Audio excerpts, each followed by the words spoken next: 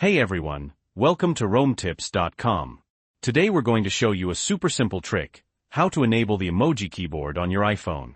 First things first, let's open up the Settings app on your iPhone. Then, scroll down until you find General, and tap on it.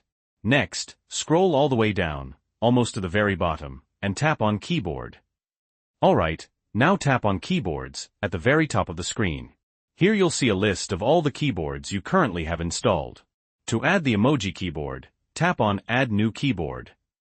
Now you can either scroll through the list or search for Emoji. Once you've found it, just tap on Emoji and bam! It's been added to your list.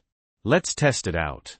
Exit out of the Settings app and go to any app where you can type, like Messages or Notes. You should see a little globe or emoji icon in the bottom left corner of your keyboard. Tap on that, and there it is, the emoji keyboard. You'll see your recently used emojis, and you can scroll through all the different categories at the bottom. Go ahead and start using those emojis. Party popper. So that's it.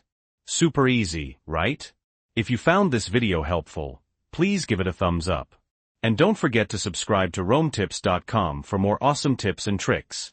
This was my personal experience, and links for further reading you can find in the description. Thanks for watching.